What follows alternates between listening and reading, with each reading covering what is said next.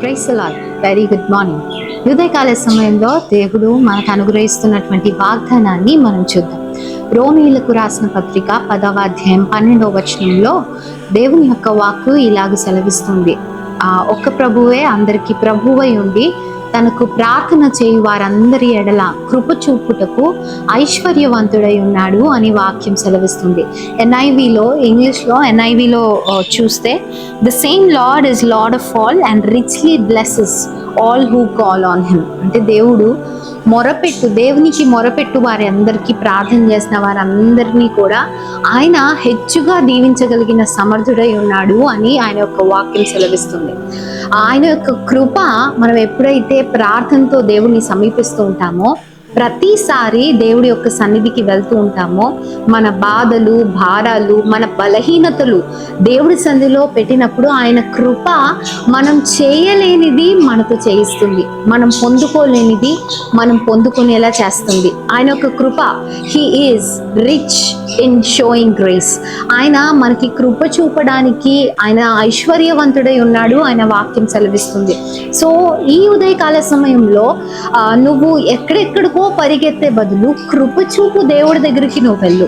నీ బలహీనతని నువ్వు జయించలేకపోతున్నావేమో, నీ అడిక్షన్స్ని నువ్వు జయించలేకపోతున్నావేమో, లేకపోతే నీకున్న కష్టంలో నువ్వు ముందుకు వెళ్ళలేకపోతున్నావేమో, నీ యొక్క సంసారాన్ని నువ్వు ముందుకు ఈదలేకపోతున్నావేమో. But God is able.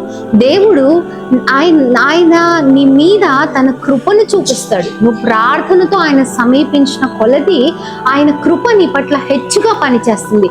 When his grace imparts, దేవుడి యొక్క కృప నీ మీద వచ్చినప్పుడు, నీ మీద పని చేసినప్పుడు ఖచ్చితంగా నువ్వు ఆ బలహీనతను జయించగలుగుతావు, నీ యొక్క సిచ్యువేషన్లో ముందుకు వెళ్తావు. కృప అంటే నువ్వు చేయలేనిది నీతో చేయిస్తుంది.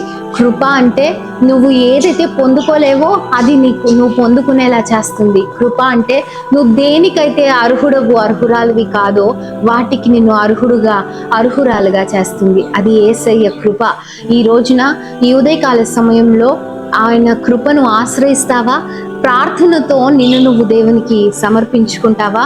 ఒక చిన్న ప్రార్థన చేసుకుందాం. పరిశుద్ధుడా తండ్రి, నీకు స్తోత్రం. Yes lord, you are rich to show your grace upon us. నీ యొక్క కృపను మా మీద చూపించడానికి నువ్వు ఐశ్వర్యవంతుడవయ్యా. అయ్యా, ఇదిగో నీ పాదాలు పట్టుకుంటున్నాం, నీ దగ్గరికి మేము చేరి ఉన్నాం ప్రభా. అయ్యా, ఇదిగో ఎవరు ఏ బలహీనతలు జయించలేకపోతున్నారో ఆ బలహీనతల నుంచి బయటకు వచ్చే కృప దయచే. ఎవరైతే నా ప్రభా వారి యొక్క జీవితంలో ముందుకు వెళ్ళలేకపోతున్నారో ముందుకు వెళ్ళే కృప దయచే. అయ్యా, ఇదిగో ప్రభా, నీవు ప్రభా మా ఎడల మీ కృపను చూపించి మా అందరినీ దీవించి ఆశీర్వదించమని యేసు నామములో ప్రార్థించి వేడుకొంచున్నాము తండ్రి. ఆమేన్.